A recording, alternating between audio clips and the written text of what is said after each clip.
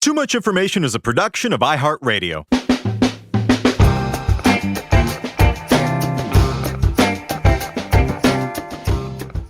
Hello, everyone, and welcome to Too Much Information, the show that brings you the secret histories and little-known fascinating facts and figures behind your favorite TV shows, movies, music, and more. I think I shuffled the order there for the first time ever. I wrote down a bunch of Outkast slang for this, and I don't know how to pronounce it. This is my intro to let you know. The first of many Outkast slang terms I will be cramming into this episode. And I'm Alex Heigl. And I'm Jordan Runtagh. Jordan 3000. You're Jordan 3000. Yeah. And I'm Big Boy. And you're Big Alex. Today we're talking about one of the greatest songs of the 21st century, a perennial dance floor crowding classic whose ebullient performance and airtight pop construction belies the bone-deep existential and romantic dread at its core. That's right, we're talking about Outkast, or more specifically, we're talking about Andre 3000's Hey Ya. How many bands do you get into with greatest hits? I know that's like a pop critic faux pas. You mean how many bands would actually buy their greatest hits album? No, how many bands did you get into because you had like the greatest hits? Because like for me, it was Zeppelin, like early days, latter days, 40 Licks, the Pink Stones Floyd. one. Yeah, Echoes. Yeah. Echoes. I'm sure there's got to be more. Billy Joel. Oh, sure. Yeah. All of which is to say is that I got into Outkast right when, it was right after Miss Jackson, so it was right around Stankonia, but I didn't own that record until I actually got the greatest hits collection. And I don't think there's any shame in that because like if you're a kid from like suburban Pennsylvania, you don't get a lot of Atlanta rap. So what is this record? It's called Dre and Big Boy Present Outkast. Yes. And so that came out in 2001. So then we still had a couple of years before Speakerboxxx, Love Below, and Hey Ya. And yeah, man, when this song came out, I was just like, this is so good. But before that, I like, Miss Jackson is great. Are you an Outkast guy? I don't know a lot of them beyond Bombs Over Baghdad, Miss Jackson. That song might be non-Twista category. That is one of the fastest rap songs. Yeah. Oh, yeah. 160 BPM. Wow. Yeah, it's what someone I read online once referred to as rappin' ass rappin'. Because it's so damn fast. But, I'm sure that you as a wedding DJ have thoughts on Hey Ya that extend past its base merits. Well, sure, yeah. This was definitely a guaranteed floor filler, and so I always look on it fondly.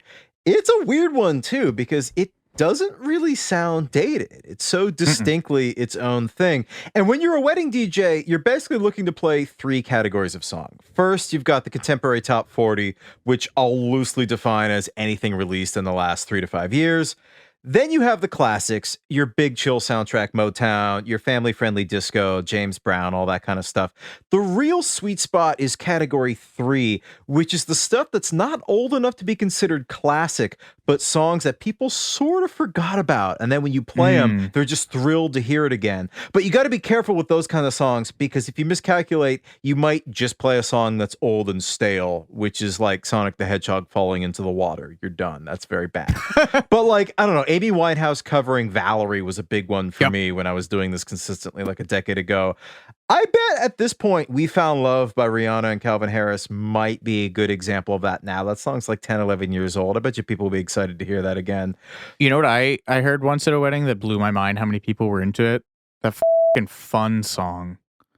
We Are Young? Some night. No. Oh, Some Nights. Yeah. Okay, Some Nights is better than We Are Young. Yeah. But like, if you play Uptown Funk, for example, that's just straight up old. Like that would not. People would like it, sure, but there's shame in that. But anyway, it's an inexact science that relies mostly on personal preference and the vibe of the room. But Hey Ya was one of those rare songs that was somehow always welcome. And in my experience, it never really had its old and stale phase. To trot out an old tired cliche, it was basically an instant classic. And I think it's because sonically, it wasn't of its time. Like, that Justin Bieber Skrillex song or some Avicii produced track, and it wasn't a pastiche like Uptown Funk or one of those songs that's like made to sound old. It was just its own weird singular thing, drawing on everyone from the Beatles to Prince to the Smiths, apparently. These aren't obscure influences, but they're assembled in a really unique way. Yeah, and it may hearten you to know that in 2016, 538 of the data-driven wonkery attempted to configure the ultimate wedding playlist, getting over 100 submissions with more than 3,000 unique songs to populate this. Wow. And Hey Ya was number one. I mean, well deserved. I know, it's just like, let me ask you this. Is it the saddest song that also blows up weddings? Well, you got Dancing Queens. It's probably sadder than Dancing Queen. But because it's specifically about the dissolution of a relationship, it has to occupy a unique place, but right? Then you get things like Every Breath You Take. Is I can't tell you how many first dances that song was for me, and it's about a stalker basically. Yeah. So I mean, people. I mean, as we'll learn in this episode, people don't listen to lyrics. That's true. But I always have a real soft spot for this song, if you'll indulge me for a moment, because it features in one of my all-time favorite memories from my high school experience. The spring musical at my high school was a very big deal, and in my junior year, we were doing Grease. I was Vince Fontaine, naturally. And I got to live out my Happy Days, Wonder Years fantasy for a few months as we all got dressed up in 50s outfits and sang songs. It was great. And on the final day of the show, we had a Sunday matinee and an evening show that same night. So after the matinee show, we all just stayed in our costumes all afternoon and had this impromptu party outside of the auditorium right by the football fields. It was like the end scene of Grease, basically. We were all in these 50s outfits. Someone ordered pizzas and we just hung out. And someone had the bright idea to get a bunch of cars and roll down all the windows and turn their radios all to the same station. So there was just sound playing everywhere. So there we were, all dressed in these really dead-on 50s outfits, dancing in the parking lot, the football field. Some adventurous people climbed up the ladders onto the flat roof of the school. It looks like some kind of like 60s beach party movie. And there were two songs I remember playing, the Beatles' Twist and Shout and Hey Ya. And we're all just twisting in our poodle skirts and Cuban shirts and whatever the hell I was wearing and blazers and spit curls and ponytails and doing a sock hop outside to Hey Ya. And it was great. So I will always love this song for that reason. That's so funny because they had the whole video for Roses is explicitly Grease. Well, and the Hey Ya video too. Yeah, that's true. Although that's a little more 60s than 50s, right? Yeah. Caroline. That song also goes. Yes, it does. Well, from the still ongoing debate about this song's time signature to the marathon filming process Mr. 3000 referred to for the video. Please, Andre, Mr. 3000 was my father. To the way this song temporarily forestalled the death of Polaroid. Here's everything you didn't know about Hey Ya.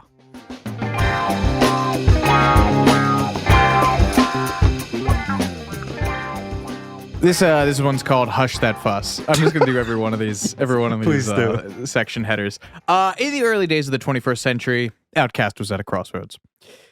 They had made 3 records that made them into a beloved, if not quite enormous, rap act in the 90s. They were huge in Atlanta, but I don't think they'd really had their big breakthrough until Miss Jackson, because 1994's, I beg pardon, Southern Playlist of Cadillac music. Yeah, Southern Playlist.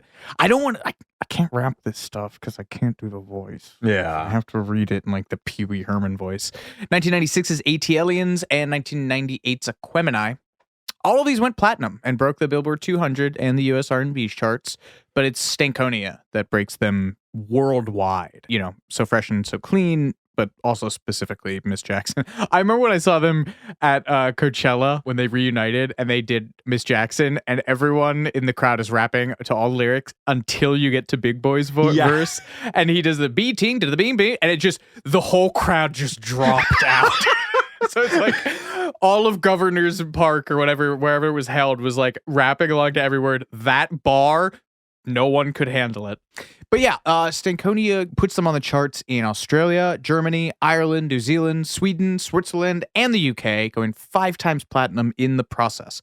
But in the inevitable downturn that follows any kind of international success, Andre 3000, who has been loosely pigeonholed as the weird one of the group because he was, wearing football pads and bright green pants and all manner of things. And he was sort of the less traditional rapper. I mean, it's really funny reading interviews with these two guys because people have talked, like specifically to Andre. They're like, "Oh, you're like the weird one in the group," and Andre's like, "Big Boy's favorite artist is Kate Bush. I didn't graduate high school. He like graduated near the top of their class." So it's an interesting dynamic that they've been like forced into.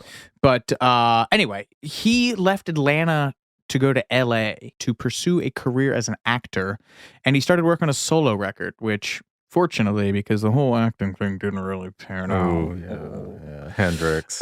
Hendrix. Did you ever see Four Brothers? Nope. The movie with him and Marky Mark? Oh. Yeah. Yeah, dude. That must have been an awkward set. Anyway, he was talking to XXL in 2013, Andre, and he said, this one was different because of the way that I approached the writing. I didn't want to rap on the songs. I wanted the flow to be more melodic. It didn't start in the studio because if you have a bunch of people around, they're coming from the party, and I'm in there singing falsetto, those vibes didn't match. So I found places to sing without feedback, which was a solo pursuit. I think he talked about this the first time he had Pro Tools available at his house. So he was just like demoing a bunch of stuff. He was basically like making bedroom pop. He had 5 songs in the bag, including Hey Ya, which was not called Hey Ya at this point, and had actually been finished in the year 2000. He wrote it on the Stankonia tour before he even told Big Boy about anything. Meanwhile, Big Boy had already recorded a batch of his own songs, and so they were going to put out their clash. They were going to put out their Sandinista. They were going to do 2 solo records, or I guess more accurately, Kiss. They were going to put out 2 solo records. This was in 2004. Andre was talking to Rolling Stone. He said The Love Below was originally supposed to be a solo album. At the last minute, management and the record company said it wasn't a good time to do that, so Big Boy did Speakerbox. But I was taking so long to finish The Love Below that he wanted to release that as a solo album. So eventually, I guess between the label and management and their kind of interior discussions, they settled on the idea of making a double album that would sort of go through these. Each one of them would have like, I guess, loose themes or a narrative to it. Originally, I think he was sort of thinking of this record as a soundtrack. He told Huffington Post in 2013, there was never a screenplay, but I did envision a story about a guy that went to Paris and each song represented a different woman. The concept started off as songs, then I reached out to a buddy to talk about filming it. We were green and I didn't realize how long it would take to get done. I do wonder which of these women is Erykah Badu, because she's Miss Jackson, or she's the woman who Miss Jackson's mom is supposed to be. That's about, as is my understanding. I heard that they were trying to make a movie about the Aquemini too, about the songs on Aquemini, and that fell through like almost immediately. And they kind of got it together for Idlewild as much. Which, yeah. All right, hooty hoo. Next section. For this happy, sad bop, Andre had a really interesting set of inspirations in mind. He said, the song isn't autobiographical, it's more like fantasies or tangents based on real life. Moments from my life spark a thought when I'm writing. The story was set in the 50s. Oh, well, you get that Grease thing. So the song was me trying to do a Woody Allen kind of thing, a humorous kind of honesty. This is to the Huffington Post. He said, we actually reached out to Woody Allen to appear in the video for Hey Ya, but his schedule didn't work, though. Can you imagine if he was like the host of like the Ryan Phillippe part at the beginning of the Hey Ya video? I can't. Oh, my God. Musically, Andre told NPR in 2014, I had to tell Aretha Franklin that Say a Little Prayer had a lot to do with the song Hey Ya. There are similar time signatures. It's hard to explain, and we'll get into the time signatures later. It's very hard to explain. But listening to that song, the way the loop comes back around, it's kind of how I devised Hey Ya. And I had to tell her that she is a big part of that song. Imagine, I just can't imagine telling Aretha Franklin, like, you inspired my song. She's like, who the hell are you? Yeah, exactly. Andre also told The Guardian in 2004 that, quote, believe it or not, I was listening to a lot of punk bands like the Buzzcocks and Ramones while I was making this record. He also told MTV in 2003, quote, I personally wish I would have written that Smith song Last Night I Dreamt That Somebody Loved Me, calling it genius. That is a great song. I get Ramones. I get Buzzcocks a little bit too because it's like power poppy, but I get Ramones really because that's like they're just doing 50s pop through larger amplifiers. And the you know. insane speed. I mean, what's that? I mean, Yeah. I don't know what Hey Ya's BPMs are. It's probably not You're up there a with Thumbs DJ. Up, You but- need to know that. I know. I never did that. Hey, I DJ'd with turntables. I was That's never, true. Yeah. Lyrically, Hey Ya is, according to Andre, quote, largely about the state of relations in the 2000s. It's about people who stay together, keeping relationships because of tradition, because somebody told them, you guys should be together. But often you suffer because of this for the rest of your life. He continued, so Hey Ya is really about saying, get the hell out of here. Just live. And that's why the working title of the song was Thank God for Mom and Dad, which is a line in the song. Thank God for Mom and Dad for sticking together because we don't know how. We meaning people in the early 2000s when the divorce rate was skyrocketing. And we mentioned this at the top of the episode. It's funny how many songs we've tackled on this podcast that have been really sad songs that sound happy, or at least have a very kind of dark underbelly. There's the melancholy of Dancing Queen, the self-destruction of Margaritaville, the end of Innocence anthem, American Pie, and I guess I should say Appetite for Destruction, which is just a den of filth Iniquity. and drugs. Yeah. And now this. And Outkast even tweeted a meme from their official Twitter account a few years ago, basically including a graph for how we're supposed to react to Hey Ya. The first fifth is simply a bop, and the rest is the saddest song ever written. And at its core, it's a song about staying together in a bad, toxic relationship because you're afraid of being alone. My baby don't mess around because she loves me. This I know for sure. But does she really wanna, as in mess around, but can't stand to see me walk out that door? And this whole notion of loneliness is addressed with surprisingly poetic lyrics that are totally buried under the buoyant production. I've heard this song 1,000 times in my life, and it wasn't until preparing for this episode that I actually read them. If what they say is nothing is forever, then what makes love the exception? Why are we still in denial when we know we're not happy here? That is an incredible line. And the arrangement highlights it because everything drops out right there. Happy here. God. Yeah, but everything before that, if what they say is nothing is forever, then what makes love the exception? Yeah. That's incredible. To me, that's the key line. Some other people think that he's actually this was kind of about the struggles of Outkast staying together too. And that's just totally unfair. It's on fucking Genius where it's just people writing with one hand, being ooh, maybe he meant this, maybe he meant that. But after all these really deep lines, he kind of undercuts this whole notion by singing, y'all don't want to hear me, you just want to dance. And he's calling all of the listeners out about being in denial about the true meaning of this song, just like the couple he's singing about are in denial about their relationship. I just think it's really clever what he does with the lyrics and the production, and as we'll talk about later, the actual chord progression to the song, how it all signifies these really complex emotions and themes in a way that just goes down so easy you don't even notice. You know what else went down easy was the tracking. He showed up at the studio in December of 2002 just with an acoustic guitar.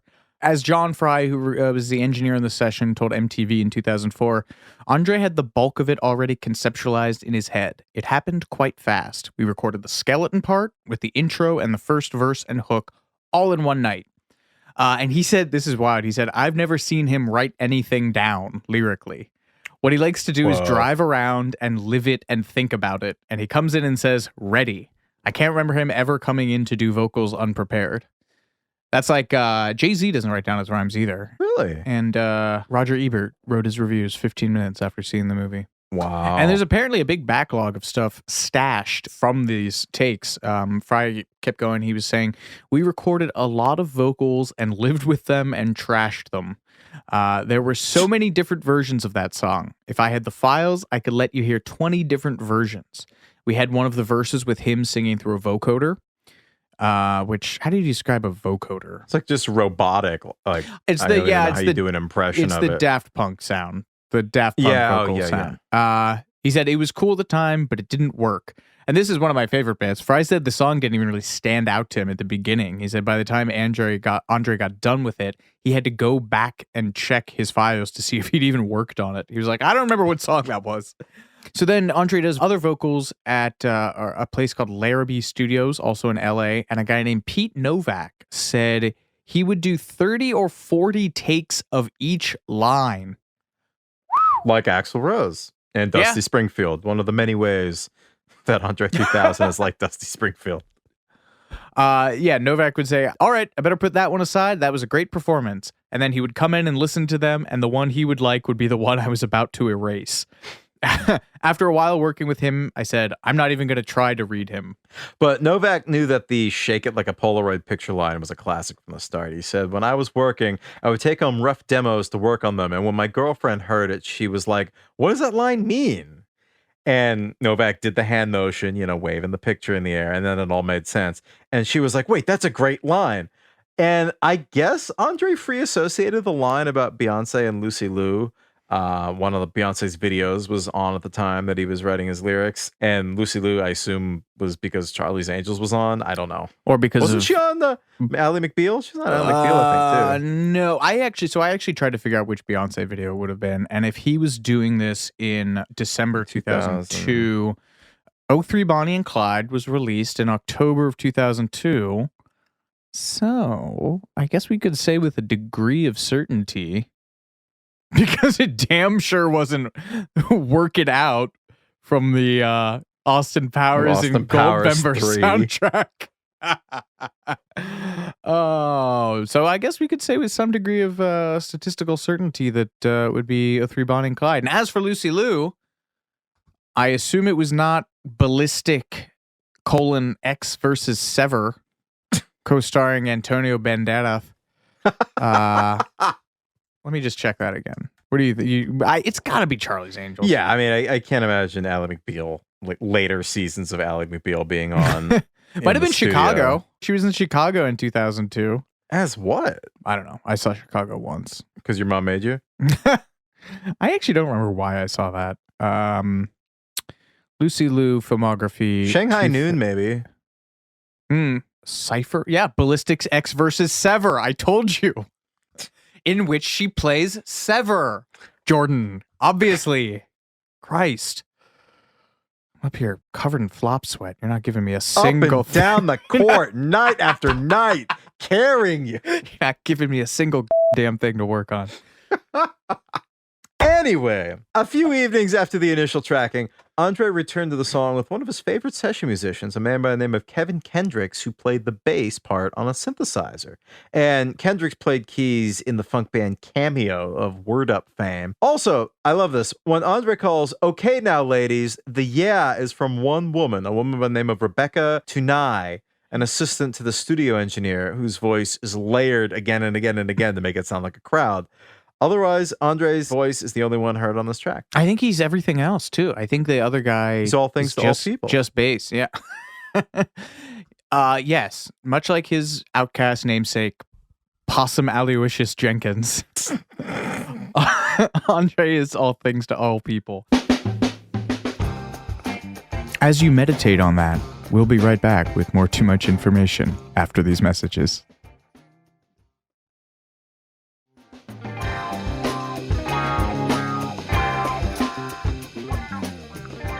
Okay, so now we have to get to the under the hood part. We're going to get in a little Rick Beato music theory, YouTube song exploder. Welcome to Song Exploder. Number one is the harmony of this song. Andre was just learning guitar when he first wrote the song. He told GQ in 2017 that Heigl uses literally the first chords he learned on the instrument. Which, I feel comfortable agreeing with that. It's like the first chords everyone learns on the instrument. G, C, D, E. Yeah. But this is where it gets funny. So if you're learning guitar and you learn all these what the jazz wonks kind of derisively call cowboy chords, all the open shapes, you pretty quickly learn how to do the 1-4-5 progression. See if this is still in tune. Close enough for government work. So the 1-4-5 progression.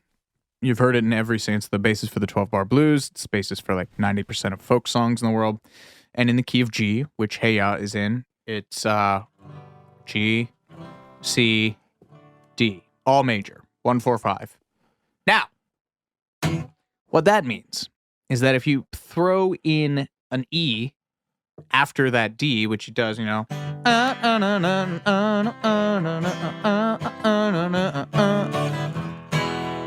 So that's called a deceptive cadence, because normally the way that music, Western harmony at least, works is there are certain chords that point, quote unquote, to the next chord. So You expect it. You Yes. anticipate it. Creates the sensation of movement, and the easiest way to get back to your home chord is by putting the 5 in front of it. So in G, A, B, C, D, the 5 of G is a D. So you hear that G. Where do you think it's gonna go? You want it to go back to the G. But when he throws that E in there, that's what we call a deceptive harmony in music, in Rick Beato, #Beato. Yeah, so it's interesting. It's something that it's like the respect thing. It's like when they were like, we need a bridge for respect. And so they threw the bridge in from another song they had just played, and it unexpectedly works perfectly in like a semi-complex modulation. Love it. Happy little accidents, just like Bob Ross, bringing it back. Yeah, I mean, the thing that's cool about it is that it really throws off the sense of expectation, and it keeps the audience interested. And that's what the best pop songs do, is that it kind of plays with your expectation and teases you a bit, but in a way that's new and fresh. Because I mean, if it just was that standard, 1-4-5 progression, that's a million different songs. That's Blue Suede Shoes, that's Shake, Rattle, and Roll. That's every early rock song you've ever heard. Yeah. You know what's not every rock song you've ever heard? 11-4. Oh, yeah. This is one of those things that I feel like gets on listicles all the time, like, 20 songs you never knew were in an odd time signature. Obviously. I'm just going to say, that's a listicle I've never seen, but... Oh, no? I feel like I've seen it 100 times. One is... obviously is Take 5 by Dave Brubeck. Oh, yeah. But the other one that I always see is, let's see if I remember this bass line. Money. It's like 7-8. Yeah, okay, I can't play that. Don't put that in. Yeah, it's 7-4. But so everyone says this is an 11-4. But that's not accurate. I mean, that's the thing. You don't count this song in 11. It's 3 measures of 4. 1 of 2-4, and then 2 more 4. So that adds up to 22 beats, which is why people say it's in 11-4. But that's not true, because most odd meters are counted in groups of an odd plus an even. So you hear 5-4, you can count it as 1-2-1-2-3 or 1-2-3-1-2. Take 5 is so that's 1-2-3-1-2, 1-2-3-1-2. That adds up to Money? bar 5. Money's the one I think probably most people know. I would count that as 1-2-1-2-1-2-3. So anyway, that's how you get, but that's not what he does, because all of these are in 4. It's 1-2-3-4, 2-2-3-4, 3-2-3-4, 1-2, and then he starts back over in 4. So all of this is to say you can count the whole song in 4 as long as you remember to put the 1 bar of 2 into all of which forestalls the fact that he counts the song off in 4. 2, 3, 4. Oh, yeah, that's right. Like, come on. How do people like it's 11? He counts it all. He starts the song in 4. Jesus Christ. Beato. And yeah, we mentioned earlier that Aretha Franklin's version of I Say a Little Prayer by Burt Bacharach was a huge influence on this song. And it uses a similar set of tricks on the chorus. The forever, forever, I stay in your heart and I will love you. That whole part, the verses are written in 4-4, and there's a measure of 2-4, followed by 3 measures of 4-4, and the chorus is played in a pattern of a measure of 4-4, a measure of 3-4, and a measure of 4-4, with both of these patterns repeating themselves throughout their respective sections. So these patterns are sometimes analyzed as emulating 10-4 in the verses and 11-4 in the choruses. Oh no, I've gone cross. I was going to say, this is the most in the weeds we've gotten about. Yeah, well, I guess the respect thing, when we talked about the bridge, that got a little into it. But this is the first time I've had an prop. Instrument. Yeah.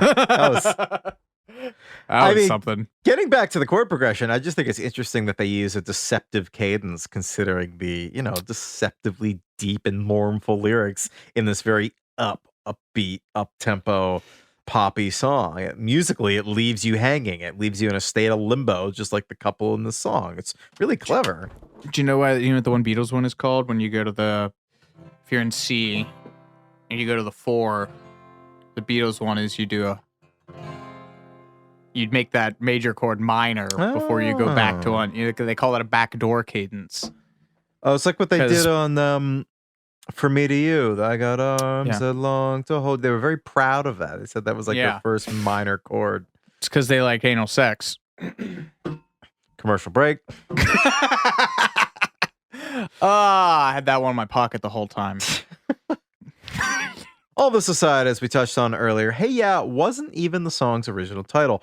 At one point, it was called Thank God for Mom and Dad. And CeeLo Green, who is an associate of Outkast, another fellow Atlantean, told OK Player that when he first heard an unfinished version of Hey Ya, it was called The Ingredients of a Pimp. I wonder if CeeLo's putting us on with that. Maybe. I don't know. There's a whole part about the song about, just wanting you in his caddy. Yeah. So, yeah, I don't know. Okay. Maybe. Anyway, speaking of the Beatles, this brings us to the video for the song, which is obviously a play on the Beatles' performance of I Want to Hold Your Hand on the Ed Sullivan Show. This whole notion was the idea of director Brian Barber. And Andre, amazingly, had never seen the iconic clip of the Beatles on Sullivan, which I find hard to believe. Barber told MTV in 2003, Andre was really into it, but he never wants to repeat anything. So he said, let's not do Sullivan. Let's make it seem like the Americans invaded England. That's why the Love Below band is performing on an English show in the video, but eliciting the same kind of wild response that the Beatles did when they first played on Sullivan's program in February of 1964. And apparently director Brian Barber wasn't allowed to hear the song until the morning they started filming the video for Hey Ya, which must have added untold logistical headaches. But he said it was the first time he'd worked on a video where he wasn't sick of the song by the end of it. So it worked out well, I guess. Yeah. That's a shade at a lot of other people. Especially let's look at his videography for a moment. Well, right before that, it was Ludacris, then Macy Gray, then JC Chazes, he of late of NSYNC, the song Blowin' Me Up, with Her Love. This song was filmed over 2 days in August on a soundstage at the Universal Studio Lot in LA. And the non-Andre aspects of the video included 100 female extras who screaming female extras, and Ryan Phillippe, friend of the pod, Ryan Phillippe. Have we mentioned him before? Probably in Legally Blonde, right? Oh, we probably right. mentioned him in his Reese adjacent capacity, which makes him a friend of the pod. He's on here twice. But Andre obviously had he did the Lord's work on this music video. He was playing deep breath here. The band leader, Ice Cold, the guitarist, Johnny Vulture, the backup trio, the Love Haters, bassist, Possum Jenkins. That's good. The drummer's named Dookie Blossom Gain III, and the keyboardist, Benjamin Andre. And so each one of those, they had to film 3 angles of those performances for coverage. So that's 8 characters times up to 3 times. That's at least as many as 24 separate performances in 2 days.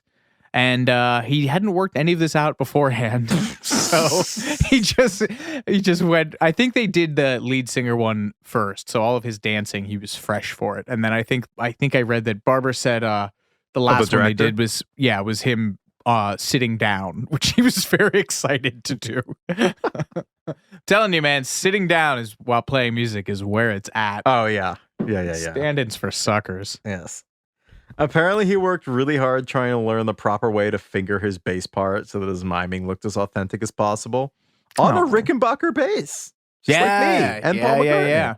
And they achieved all the multiple take things by using, I don't know what the actual system is, but it must have been akin to the one that David Cronenberg used on Dead Ringers. That's the one where Jeremy Iron plays twins. And it was basically this, I think at the time, it was much more novel than when they were making the Hey Ya video, but you basically program the same set of moves on a camera and put it on a track so that it'll repeat the exact same moves with like metronomic precision over the course of multiple takes. But it must be said that Phil Collins had done the whole playing a whole band by himself thing. Much like The Simpsons, Phil Collins did it for this video for Two Hearts in 1988. And Paul McCartney did something similar for the Coming Up video in 1979, but he had some help from Linda. But it's a great video. What do people think the first music video is?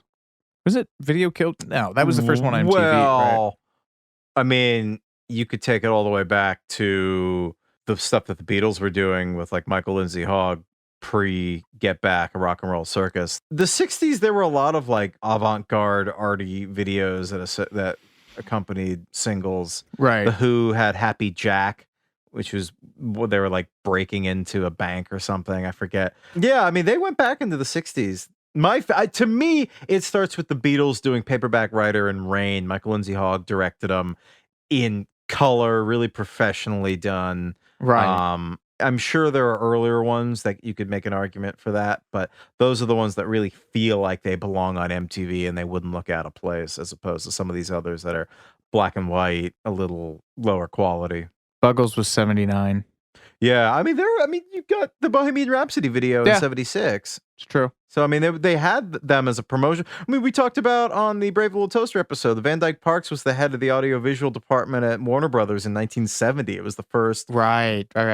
department at a major record label that existed to basically make videos. I mean, it was something that had been around since the mid 60s, since the Beatles couldn't be everywhere at once and they had to send these videos out. But in terms of the actual first one, I'm gonna say it now. I'm gonna say Beatles Paperback Writer. That really feels right to me. I know they had earlier ones with Day Tripper, but that one just feels like the most finished, the most complete. Right. Well, do you count Silly Symphonies? Merry Melodies? Well, then you get into like Fantasia and Yeah. And then just No, I musicals, don't. right? Okay. All right. Of course you called it for the Beatles. Speaking of nothing. Speaking of style, There it is. Andre 3000 also asked Ralph Lauren to appear in the video. I guess because the backup singers, The Love Haters. They're wearing polo helmets. Yeah, exactly. They were a nod to Ralph. And this is Andre speaking to Daily Mail in 2008. People are always commenting on the green tartan trousers I wore in the Hey Ya video. I designed those using fabric I found in my hometown. I got a seamstress to sew them up for me, and then the year the single came out, I started to see more and more green in people's collections. Don't know about that, but we'll give it to him. I do love his style. He dressed so amazingly. But I completely forgot about this. In the middle of all this fashion and multi-Andre, there's a coffin full of flowers on the stage. Do you remember that? I totally missed that until I rewatched it after reading this. And Barbara said, we originally had a totally different song and a different idea for the video that involved a casket, but we decided we should keep it anyway, since the name of the album is The Love Below, which kind of ties in. He said, the album is about a guy searching for his love of music, women, his mother, and we wanted to bring in the casket to play up the theme of this guy wondering, is love dead and can we revive it? I think they just spent the money or already had moved the thing onto the soundstage and the Teamsters wanted overtime to move it back out. Either way, you can't argue with results, folks. The clip won Video of the Year honors in 2004 at the BET Awards, the Soul Train Music Awards, and the MTV VMAs, which we are taping this on the very evening of in 2004. Instead of watching. Yeah. I just want to read this. Yet another Outkast character name. Maybe not as good as Possum Aloysius Jenkins, but Francis the Savannah Chitlin Pimp. It's gonna let you read all these. They sound like it's like Southern. It's like hip hop Monty Python. It's so absurd. Yeah. I love it. Even though it debuted after the previous single, "The Way You Move," Hey Ya quickly shot up the charts, where it stayed at number 1 for 9 weeks. It was the first song to reach 1 million downloads on iTunes. And this is really interesting because although iTunes launched in 2001, 2003 was the year that it was made Windows compatible, which at that point was by far and away the more popular operating system. So that truly made it universal. And it's hard to express how revolutionary it was at the time to be able to legally download a single 24/7 direct to your computer for just 99 cents without having to shell out for the whole album. So in the year that iTunes became a general platform and iPods were flying off the shelves, Hey Ya became ubiquitous. And this was also the year of 50 Cent's Get Rich or Die Trying, which was emblematic of the gangster rap phase at the time. Hey Ya basically ignored the sound of the streets entirely. Andre says that when he sent Hey Ya to radio, he purposely didn't tell people who it was by. He said this to NPR. He said, if we'd put the name Outkast on it, it would have been judged differently, which is true. And because of its genre-agnostic sound, it hit a number of different charts simultaneously, which added to its ubiquity. Not just the hot R&B and hip-hop singles and tracks, but also the top 40 mainstream and the adult top 40 and Billboard's alternative songs chart. So that's really interesting to me. Yeah. And its genre fluidity has meant that it's been covered by a very wide spectrum of artists. This blows my mind. Everyone from Weezer to Booker T and the MGs to Miley Cyrus. Name another song that has hit all those people. And like every asshole on a college quad with an acoustic guitar is this and What I Got by Sublime. You will never in a million years, with all of Midas's gold and all of King Solomon's wisdom, ever guess what the second most popular track on iTunes was in 2003. Never. Give me the smallest hint you can. Not Enya. But so close. Dido? She has number 4. Number 2, no idea. Fallen by Sarah McLachlan. A Sarah McLachlan song I do not remember. Number 2 not on Alicia iTunes Keys. in 2003. Nope. No, fallen, as in like past tense, like someone who fell. Oh. I don't remember this song. Apparently the number 1 album was Jack Johnson. That makes sense. On and on. Yeah. Wow, that's funny. Time capsule. If I could put time in a bottle. Fun fact. Hey Ya was determined by Billboard in January 2022, so just this year, so this is up to date, to be one of just 13 number 1 hits in the 21st century to have only one credited writer. The other 12. I can't believe it starts with this. Vertical Horizons, Everything You Want from the year 2000. Next up, Matchbox 20's Bent, Rob Thomas. Also from the year 2000. Alicia Keys' Fallen, 2001. Nickelback's How You Remind Me from 2001 also. A song called Bad Day from 2006, written by Daniel Powder. Oh, you had a bad day. You don't know that? Okay, good. It's not a good song. I know the Fuel song. Had a bad day again. That was 2006. Plain White Tees, Hey There Delilah. Another song played by everyone who learns how to pick a couple basic guitar chords. That's Tom Higginson. Soulja Boy, Crank That Soulja Boy from 2007. Owl City's Fireflies, one of the most universally derided songs ever from 2009. Usher featuring Will.i.am, OMG. Oh, yeah. That was a Will.i.am solo hit. Man, Will.i.am had a good 5-year stretch. Good run. Remember when Black Eyed Peas were like socially conscious hip hop? This is pre My Humps. Yeah. Oh, this was pre-Fergie. Pre-Fergie. Yeah. Where were we? Rihanna featuring Calvin Harris. We Found Love as a Calvin Harris joint from 2011. Pharrell's Happy from 2014 and Ed Sheeran's Perfect from 2017. So what you can deduce from that is that there has not been a number 1 hit in the past 5 years that was only written by one person. And this gets into the Diane Warren thing where she came for. Well, she God. Where she tweeted about, when I write all my songs myself, why do Beyonce's songs all have 17 co-writers on it? And then The Dream, I believe, had to say, well, it's because of sampling.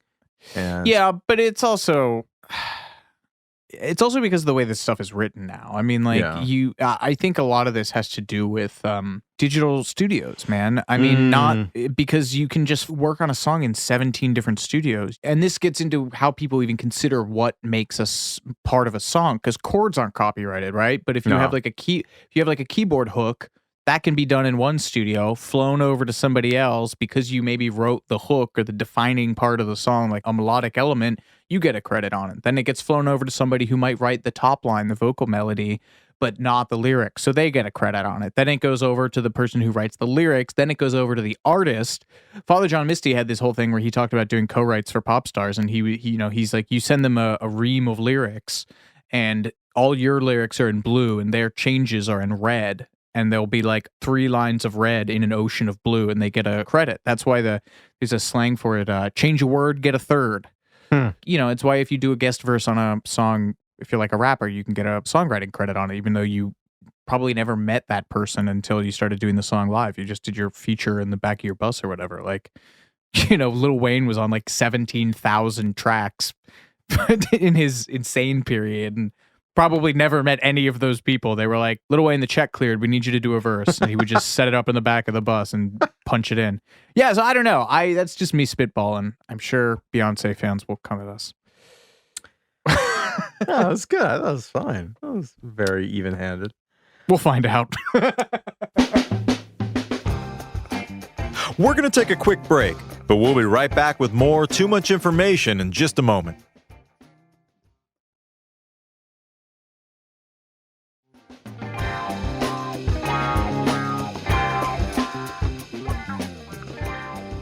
The real question about Hey Ya, how did it impact Polaroid? Good segue. Yes. Even though the people working on the track knew that the line was a classic, Andre 3000 had just free associated it without any idea that he was butterfly affecting a whole series of cultural shifts. Though they never disclosed how much the song impacted their sales, Polaroid quickly capitalized on their moment. They sponsored parties stocked with their cameras for guests to shake like a Polaroid picture, as they say. I didn't find that on any. I had to go through like old Bloomberg archive, Really? like Internet Archive articles for that. Yeah. They also, I guess, brokered a deal with Outkast to carry cameras on stage during their performances at the Grammys, the performance on New Year's Eve TV specials, Saturday Night Live, and the Vibe Awards. I mean, yeah, that's money on the table right there. But the company was also moved to update the answers section on the Polaroid website in response to the song's lyrics, explaining that the modern version of their Polaroid film dries behind a clear plastic window, so shaking doesn't actually help them dry. The image, quote, never touches air, so shaking or waving has no effect, the updated copy read. And in fact, shaking or waving can actually damage the image. Rapid movement during development can cause portions of the film to permanently separate or can cause blobs in the picture. A casual shake, though, typically doesn't affect it. So, Hey Ya obviously resulted in a spike in Polaroid sales, but unfortunately it was just a temporary reprieve. Polaroid would eventually discontinue the sale of their original Polaroid cameras and film and declare bankruptcy in 2008. Good night, sweet prince. And of course, where would we be in the 2000s without some clueless fucking white war criminal attempting to surf the zeitgeist for his own gain?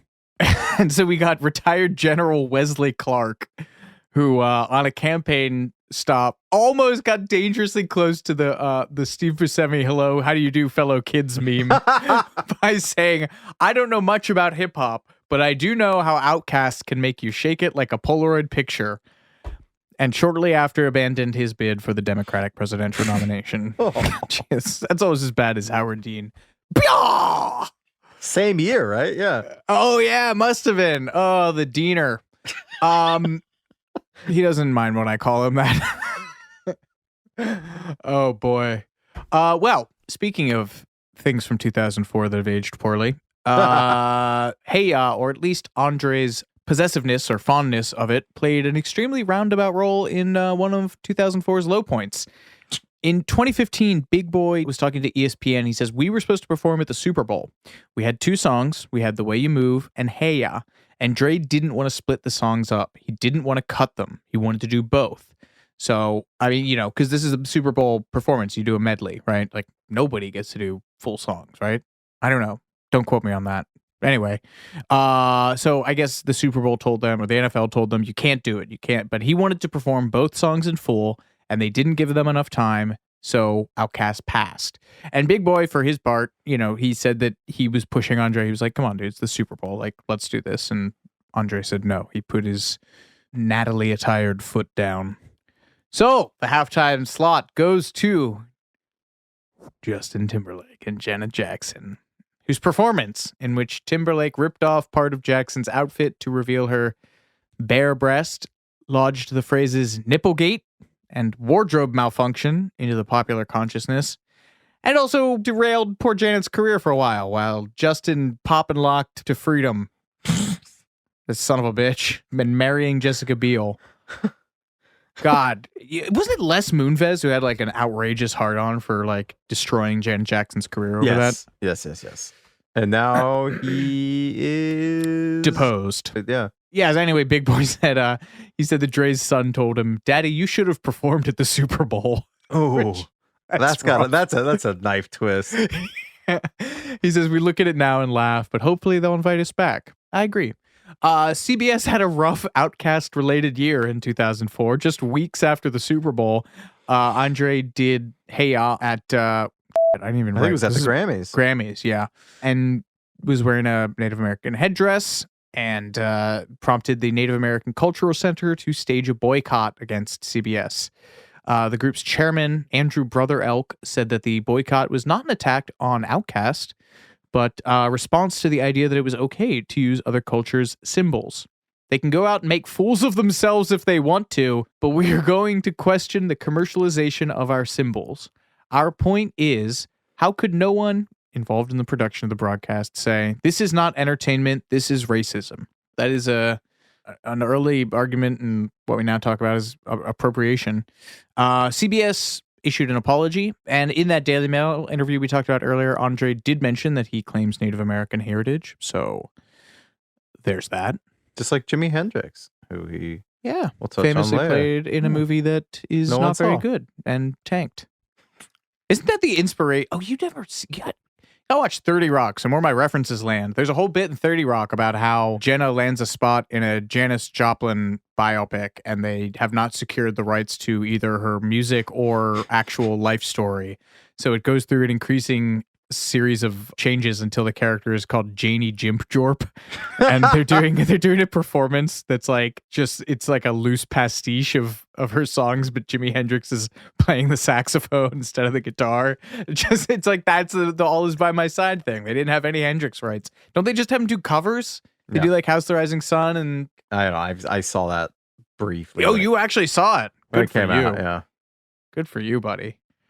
Anyway, yeah, I don't think I saw this Grammys thing, but they did bring out perennial music industry favorites, the USC Trojans marching band. Don't they play on Tusk on the Fleetwood Mac song? They do play on Tusk, and I believe they also performed with Radiohead at one point at the 2009 Grammys. Man, who knew they had such a cozy relationship with the group? What do you have on the recording? Executive? Get me to USC Trojans marching band. I want to hear that sousaphone sing. Anyway. Oh yeah, I mean, while we're on the topic of Andre 3000's penchant for dressing up in elaborate costumes for every performance, we have to reference this. I mean, on one show, he and his backing musicians might be dressed as tennis players. On another, they might be dressed as horse racing jockeys. And yeah, on this Grammys performance, they had a TP and dancers dressed like, this is the word I'm seeing used, squaws. Yeah. Yeah, so that's interesting. Yeah, I remember I think it's the Rosa Parks video where he is just wearing like a set of football pads as a shirt, which rules. There's that Key and Peele sketch where they have him like dressed as like a fanciful elf, and like with a feather in his like a Robin Hood cap. You know, I feel like for every song, there is the statistical certainty that someone has done this, but I just thought this was funny in researching this. In 2004, at least 4 Australians petitioned their government to replace the nation's official national anthem, Advance Australia Fair, with Hey Ya. Obviously, the numbers were not on their side, but still the country's prime minister at the time, Malcolm Turnbull, was moved to respond to the petition in a letter that read, in part, the Australian national anthem is widely accepted and popularly supported by a majority of Australians, probably not the Aborigines. The Australian government has no plans to change the anthem, which is surely a blow to Cold Chisel, who I have been advancing Khe-Sanh as the national anthem of Australia for at least 5 years. They will not answer my emails. Jordan, tell us about the likelihood that Hey Ya will get you in a car accident. Yes, just this year, a driving study commissioned and analyzed by Pass Me Fast, No idea who that is. Look at the songs in Spotify's 20 most popular driving playlist, which is nearly 1,500 songs, and assess their, quote, distraction score to find out which song leads to drivers being distracted. Distracted. Yeah, you could. Yeah. What's the methodology on that? BPMs? Of no I idea. don't know. Hey Ya apparently was ranked as the worst song to have on while driving with a distraction score of 72.6%, followed by Mr. Brightside by the Killers at 69.6%. Okay. I'm trying to find what the commonalities are between those two songs. This is the listicle writer's quandary. Like, you find these studies and then you dig deep into it and it's like something they just commissioned. But I don't know. I guess it's like what songs people animatedly. It's funny we mentioned Happy earlier. I distinctly remember when I was in the content mining industry, deep in the trenches, some woman had tweeted that she was tweeting about how much she loved the song Happy, and then died in a car accident because she was driving while tweeting and how probably much she loved singing. Happy. Yeah. Well, I will tell you what I do think is dangerous. Songs that you sing along to and they're belters and you start getting a little dizzy because you're like gasping for breath and you start seeing the stars. Yeah. I've personally fallen victim to that. I mean, obviously I've never crashed, but yeah. I think the one for me is anything I can steering wheel drum to. I don't steering wheel drum. I gas pedal like bass Jesus drum. Christ. Yeah. That is distracted driving. Yeah. Well, we've arrived at the outro, which I am calling Chunky Fire, which is another Outkast term. In 2013, Grantland named this the best song of the millennium after a March Madness style bracket of 64 songs. But anyone who's been following Andre or Outkast's career, Andre specifically, his career for the past couple of years, kind of knows that he's not really interested in making music, or at least releasing the music that he is making at the time. And you could probably pin a lot of that to this era. Speakerbox The Love Below went 11 times platinum. That has to be one of the last records to notch those kind of figures. Because you get Spotify, within the next 10 years? Yeah. Oh, you get Adele. Teenage Dream, maybe, too. The second rap album after Miseducation of Lauryn Hill to win Album of the Year at the Grammys. And then they followed it up to the soundtrack to the film Idlewild, which they starred in. It was directed by Barber. Anyway, depressing. That was the last proper Outkast album, actually. And then Big Boy releases his solo album, the Sir Lucius Left Foot, Son of Chico Dusty. That album rules. In 2010. But yeah, so in that GQ interview from 2017, which is great because Andre talks about how he's been spending time making bootleg Anita Baker t-shirts. It's just like, God love him. He's talking to GQ and he says, around the time of Hey Ya, I was diagnosed with, quote, this social thing. I didn't notice it until I became an entertainer. I don't know if it's the shock of all kinds of people coming up to you or the expectations, but I got to this place where it was hard for me to be in public without feeling watched or really nervous. It started to bleed over into my normal life. I'd just meet new people and I would freak out or have to leave. I just chucked it off as, oh yeah, man, I need to take a break. And I started to notice it getting worse and worse because the more you run from it, the worse it gets. I just started getting to myself, spending more time with myself and stopped touring. And it felt great for me to do that. It sounds like he had anxiety, man, like clinical anxiety, or at least social, or just didn't want to be having to do Hey Ya the 7,000 times a night for a bunch of crackers. Yeah, I mean, this gets to the whole question of like, oh, maybe this isn't a mental disorder. Maybe this is a totally normal reaction to a completely insane situation in which I find myself. Yeah. But Outkast came back from their hiatus for a reunion tour in 2014, but then Andre pulled back from making music full time. He's popped up on different remixes here and there, and of course, he, as you say, unmemorably played Jimi Hendrix in the, quote, "We didn't get the actual life rights" biopic, Always by My Side, which we touched on earlier, released in 2014. I understand you have a favorite out of left field Andre 3000 moment. Yeah, like I said, he's been on a bunch of features over the years, which is like, as I also touched on earlier, is a pretty easy thing. You just leave a certain number of bars in your song and you reach out to someone and say, hey, we'll write you a check to rap on it. And he does. He's on a bunch of stuff. But in 2018, on Mother's Day, he released 2 surprise songs on his SoundCloud, one of which was a 17-minute instrumental track called Look Ma No Hands, on which he plays bass clarinet with James Blake on piano. James Blake. Remember him? Remember James Blake? Remember that record? Yeah, is this on? You remember James Blake? I thought he did that Joni Mitchell cover. Yeah. No, yeah. I can't imagine you being into that. I like that record. I heard good things. I have no more room in my heart. Jordan Runtagh story. That's your biopic title. Yeah. Anyway, talking to Rick Rubin on Rubin's Broken Record podcast in 2019, Andre said, quote, I haven't been making music much, man. My focus is not there. My confidence is not there. I tinker a lot. I'll just go to a piano and I'll set my iPhone down and just record what I'm doing, moving my fingers and whatever happens, but I haven't been motivated to do a serious project. Here's an idea. Andre 3000, Billy Joel. 2 retired pop geniuses. Who both love the piano. Yeah, or some kind of like buddy movie. Where they just try to inspire each other. They talk about how I would love to see a buddy cop movie starring those two. Billy Joel is Larry Stonerman, a surly Long Oyster Island. Bay cop on the verge of retirement. Andre 3000 is Possum Aloysius Jenkins, a hotshot young detective who moved out of Long Island to make his way in the big world, and they have to solve the murder of... Who's another person from Long Island? Fucking nothing. Andre's not from Long Island. No, he's either. not. But for the purposes of this bit, Long Island celebrities. Natalie Portman. They have to solve the murder that's of just Natalie sad. Portman. Yeah, That's Billy just- Crystal? Getting closer. All right, no bad ideas in brainstorming. We'll get to it.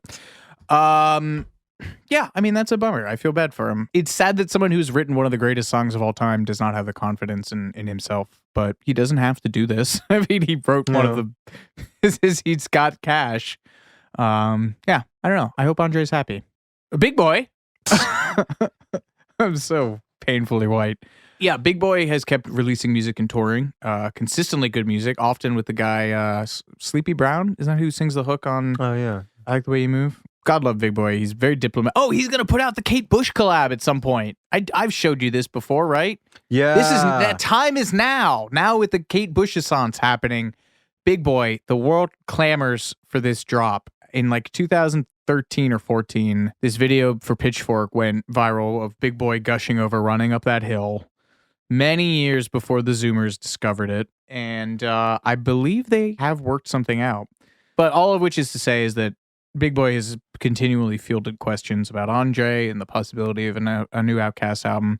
5 years ago, he was talking to the Atlanta Journal-Constitution, and he said, I've always said whenever Dre is ready, I'm always ready. Right now, he's focusing on different things, and we respect that as a brotherhood.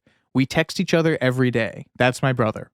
We've done everything there is to do in music. We won the highest prize. We sold the most records. We started when we were 17 years old. Let the man breathe a little bit. Amen.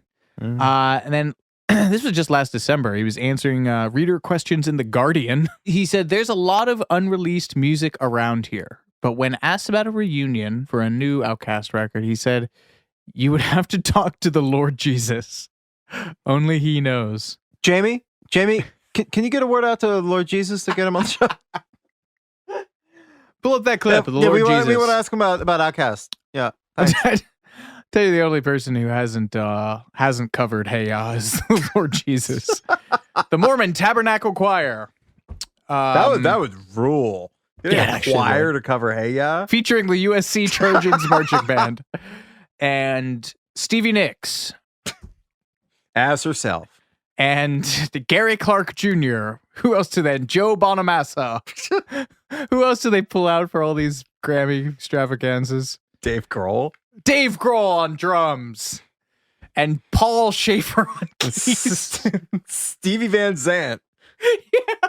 And wait, Stevie couldn't be with us tonight, so we brought his scarf, the drape over the mic stand. And Les Claypool on bass. Wow. We've pitched a lot of terrible ideas. Verbal contract, folks. I don't have anything else to say about it. Hey, I think we've said as much can be said about it. It's a fantastic song. I wish Andre all the peace in the world. Crowd the dance floor at your next wedding when this song comes on. I'm Alex Heigl. Thank you for listening. This has been Too Much Information. And I'm Jordan Runtagh. We'll catch you next time.